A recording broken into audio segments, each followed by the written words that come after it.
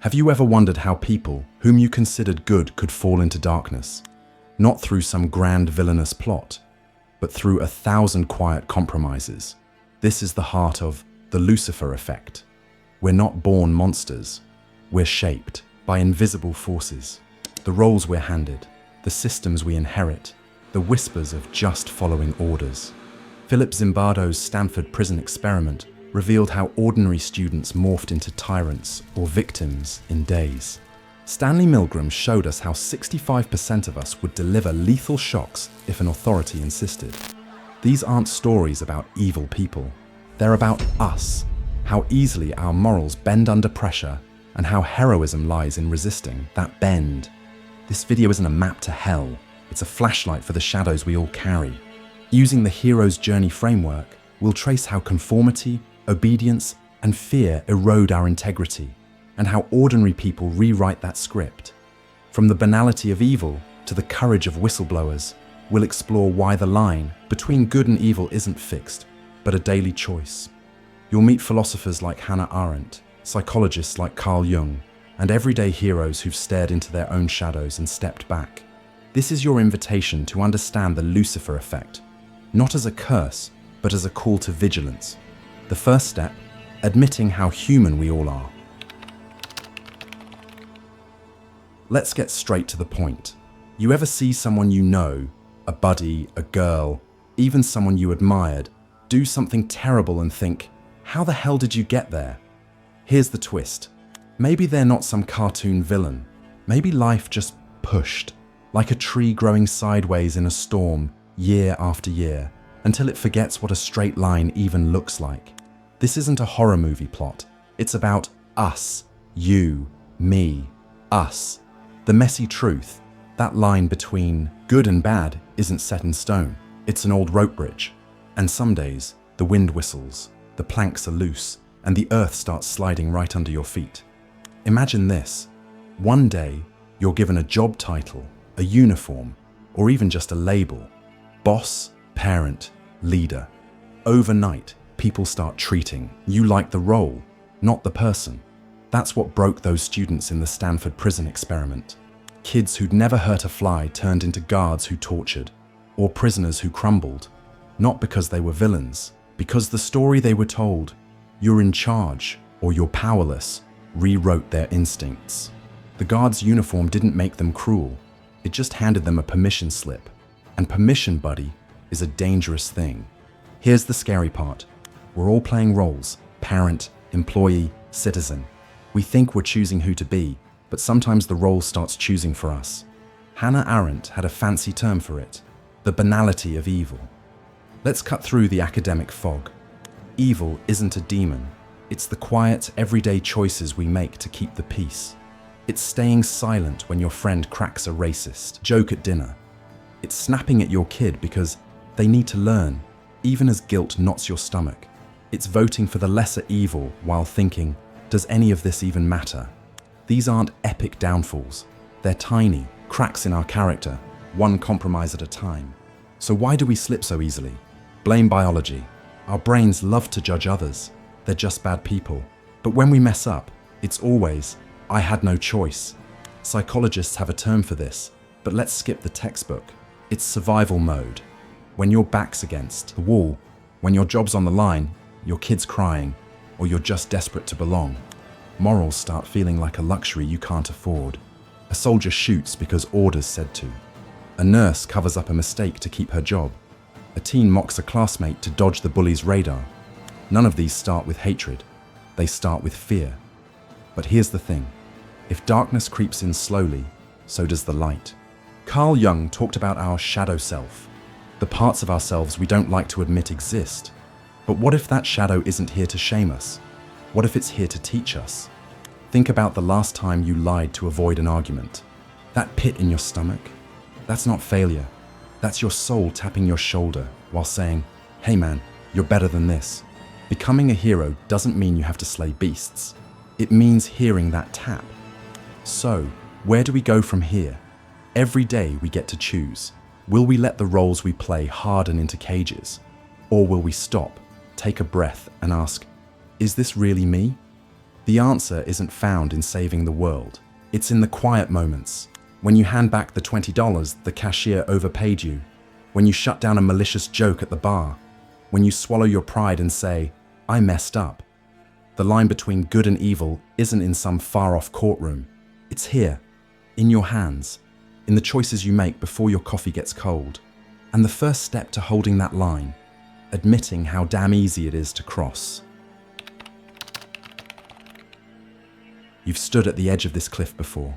Someone gives an order, a boss, a parent, a voice on a screen, and suddenly your gut twists. This feels wrong, but you do it anyway. Not because you're weak, because obedience is a reflex, wired into us deeper than reason. It's the ghost in our bones, whispering, who are you to question? This isn't about blind loyalty. It's about how authority cloaks itself in legitimacy, until even cruelty feels like duty. Stanley Milgram laid it bare in the 1960s. Ordinary folks were told to administer electric shocks to a stranger, a learner who screamed in pain, then fell silent. No one held a gun to their heads. Yet 65% kept flipping switches, pushing volts to lethal levels, because a man in a lab coat said, the experiment requires you to continue. They wept, they hesitated, but they obeyed, not because they were heartless, because obedience, like a virus, hijacks our moral immune system. We outsource our conscience to the experts, the rules, the this is just how it's done. But here's the haunting truth. Obedience isn't a choice we make. It's a costume we wear to survive. A parent slaps a child because that's how I was raised. A soldier fires on civilians because orders are orders. A worker falsifies data to meet quotas thinking, what's one lie in a broken system? These aren't failures of character. They're symptoms of a world that rewards compliance over courage. Philosopher Erich Fromm called it escape from freedom, the unbearable weight of deciding for ourselves. It's easier to kneel to a chain of command than to bear the loneliness of dissent. Yet chains only hold power if we refuse to rattle them. Take the story of Irina Sendler, a Polish humanitarian who sneaked 2,500 Jewish children out of the Warsaw Ghetto during World War II. While others obeyed orders to dehumanize, she chose to disobey, not out of heroism, but because she couldn't unsee the faces of those children. Her defiance wasn't fearless. It was fear transformed. She understood. Obedience demands we turn people into abstractions. Resistance begins when we see them as kin. So how do we break these invisible chains? Start by asking, who profits from my silence? Systems of power thrive on our belief that rules are sacred. But rules are stories, ones we can rewrite. Every time you clock into a job that grinds your soul, every time you bite back truth to keep the peace, you're rehearsing obedience. The alternative, practice small acts of rebellion. The employee who leaks evidence of wrongdoing. The student who challenges a biased curriculum. The parent who breaks the cycle of generational abuse. These aren't grand gestures. They're tremors that crack the foundation of unquestioned authority. The hero's journey through obedience isn't about overthrowing tyrants. It's about reclaiming your voice in a world that confuses compliance with virtue. It's realizing that the loudest chains aren't the ones clanking in dungeons. They're the ones we polish daily, mistaking them for safety. You were not born to be a link in someone else's chain. You were born to question, to choose, to refuse, even when refusal feels like stepping off a cliff. Because sometimes the fall is where you find your wings. Picture a marionette. Its limbs jerk to the rhythm of strings, its smile painted, its every move dictated by hands it cannot see. Now picture yourself. How often have you danced to the tug of unseen forces, a boss's demand, a cultural norm, an algorithm's whisper? Obedience isn't weakness.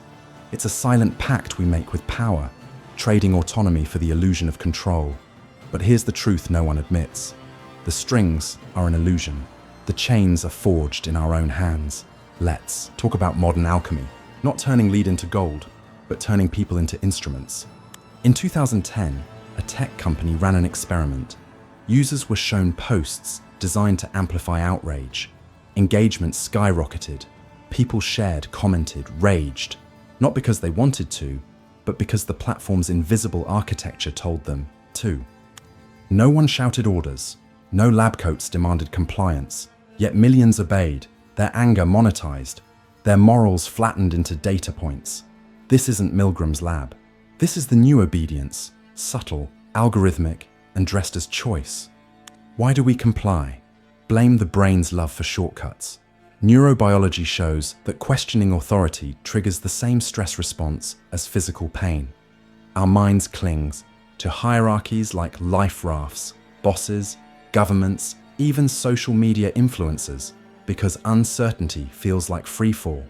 The ancient philosopher Epictetus, born a slave, knew this well. No man is free who is not master of himself.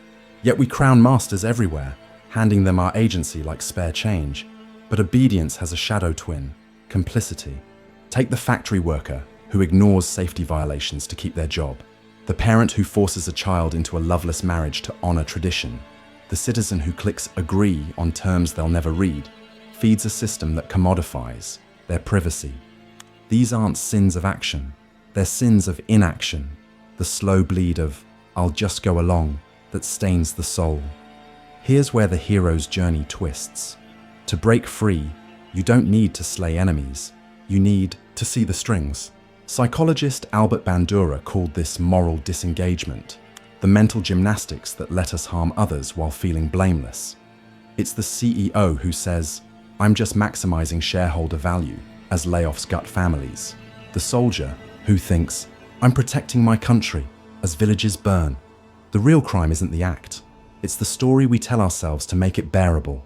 But stories can be rewritten. In 2018, a group of Silicon Valley engineers leaked documents exposing how their apps exploited dopamine loops to addict users. They weren't rebels. They were ordinary people who dared to ask, "What are we building here?" Their defiance wasn't a roar, it was a flicker of conscience in a system built to extinguish it. Philosopher Michel Foucault argued that power isn't held, it's performed. Every time we act despite the script, we strip power of its costume. So, how do you begin? Start with the body. Notice the clench in your chest when you're told to. Stay silent. The heat in your cheeks when you parrot a lie. Those sensations aren't weakness. They're your soul's Morse code, tapping out, "This isn't you." Rebellion starts in the marrow. A nurse blows the whistle on malpractice. A voter camps outside a courthouse, demanding justice for the marginalized. These acts don't topple empires. They crack the myth that obedience is inevitable. The chains of obedience are strongest when we mistake them for shelter. But shelter can become a cage. The hero's journey here isn't about grand uprisings. It's about the quiet revolution of staying soft in a world that rewards hardness. It's refusing to let your yes be automatic. It's learning to say, "I need to think," when others demand immediacy. You were never meant to be a marionette. Cut one string and the others fray. Cut them all and you'll find the fall was never the end.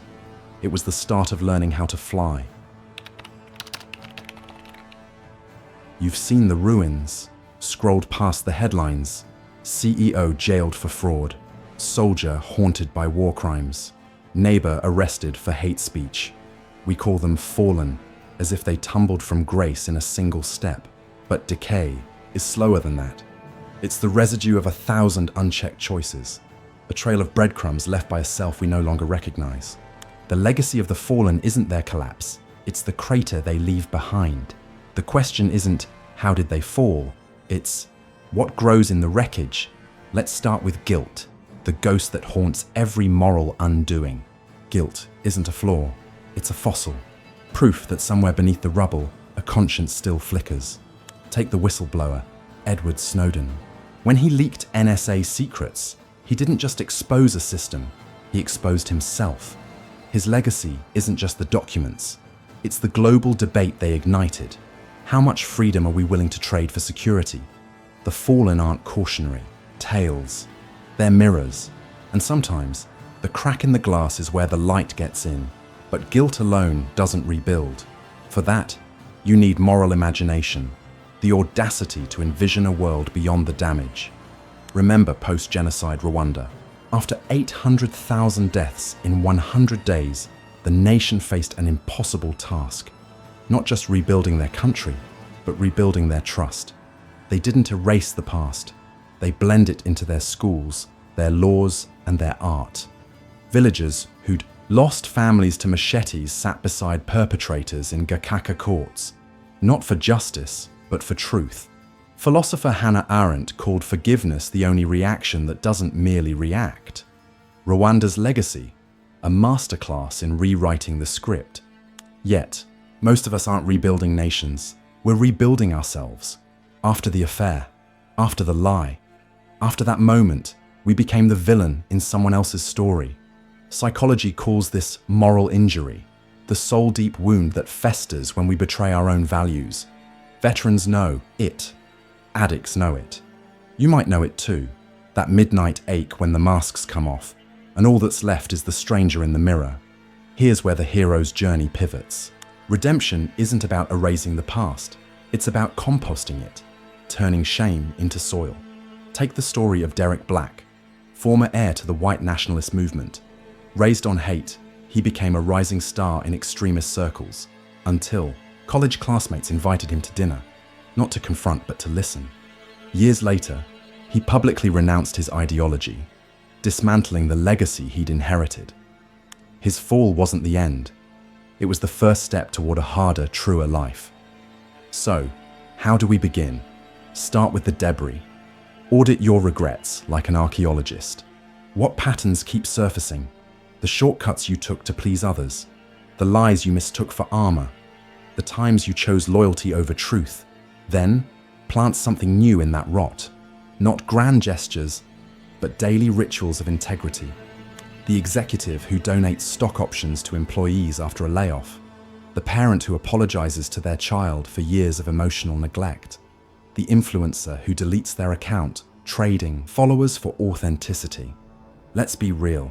The story of our mistakes isn't carved into some ancient monument. It's scribbled in the choices we make every damn day. The tiny acts of grit, like patching together something new from the scraps of what we've ruined.